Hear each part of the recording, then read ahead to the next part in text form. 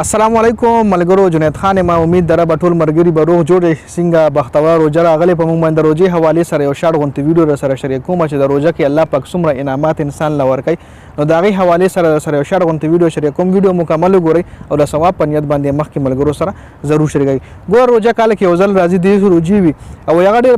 بدبخت انسان ډیر بدقسمت انسان چې په هغه باندې الله پاک روزه راولي هغه په الله پاک باندې د روزه کې ځان او نه بخي خپل ګنايان په خپل عملنامې نه میټاونه کی. ګوره روزه چې کومه ده کې عادل عربی کې صوم هم ویل شي صيام هم ویل شي. حضرت بیبي مریم رضی الله تعالی عنها ول صوم ویلو او قرآن شریف کې سو ځایونو کې صيام نوم هم راغلی د روزي حواله سره. نو صوم او صيام کې څه فرق دی دا سره هم ډیسکس کوم. ګوره صوم چې کوم دی د مطلب دا چې ته روزونی و صرف داخلي روزه دیونی و مطلب تا خوراک صرف پزان بند کو صرف خوړل او سکل لبن ک. صيام مطلب هغه چې تا د هر څه روزونی و صرف خوړل سکل نه تا د روغ نه روزونی و تا د دوکې نه روزونی و تا د بل انسان پس چې کوم بغض لري درځنه ختم کو تا زړه صفا کو بل انسان د پاره بل مسلمان د پاره نو دیله صوم ویل شي. ګورئ صيام سوري دیله صيام ویل شي. نو دا رمضان تر جمیل سے بیګا ما یو بیان اوریدوغه کې هغه په دې باندې پرې 200 او صيام باندې غډ لانګ ډسکشن کړو. مې د یو وړو ونته نچوډ وي چې صوم او صيام کې بیا څه فرق ته بیا په دې روزه باندې الله پاک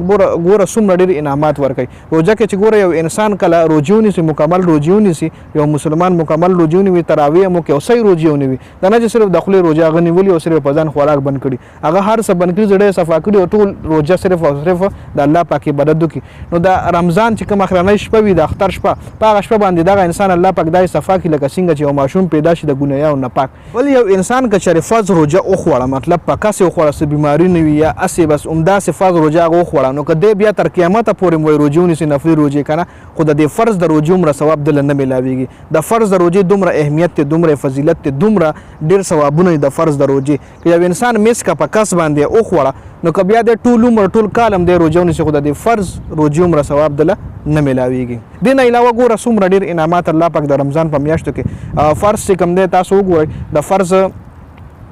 په رمضان کې ګوره د فرض مون ثواب الله پاک په 100 چند زیات کړی دی. د نفل ثواب په فرض باندې ملاويږي لکه تا نفل کو د غي ثواب به تعالی د فرض ملاويږي. دومره ډیر انعامات بیا د تراویح څومره ډیر انعامات په یو سجده باندې د تراویح په یو سجده باندې یو نیم زر نیکای دي 40 سجدي موږ کو تراویح کې 40 سجدونه 60000 نیکای جوړيږي. دین علاوه په جنت کې والله یو خپل الیشان محل ورکړي الله پاک. دین علاوه یو جنت کې داسې بوټي دغه په نوم کړل کېږي چې دغه بوټي لاندې اصل کلمنده هم وي خدای یو چکر نشي پورا کول. دومره ډیر انعامات ګو د رمضان د میاشتې څومره برکات دي څومره او ډیر بدبخت داسې خلک چې صرف د خپل روزه نیولي مطلب نور د الله پاک سره ذکر اسکار الله پاک سره چې کوم تعلق یې روزه کې هم نه وي جوړ کړي ای خپل ټایم پاس کوي په سبا باندې په گیمز باندې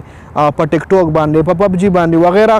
فلمونه ډرامې ډیر بدبخت داسې وي لکه موږ فلم لکه ډیر ناپوهي سره داسې کله داسې کو ډیر ناپوهي سره لکه سړی گیم وکیا ټیک ټاک لور شي یا فیسبوک لور شي نو ټایم چې کم دی ټایم ډیر قیمتي دی د رمضان ټایم چې کم دی خو موستلی ډیر زیات قیمتي دی.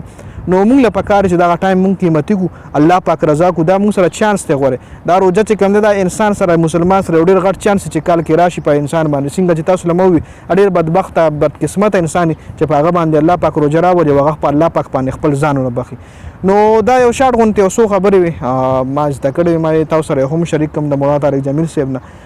بیان ما اوریدل او ما تاسو سره هم شریک کوم د ما پښتنونو څومره هم دي د ویډیو کتل ډیره زیاته مهرباني ویډیو مخکې ملګرو سره شریک کړئ. جنید خان افیشل چینل هم سبسکرایب کړئ پیج هم لایک کړئ ډیره زیاته مننه والسلام.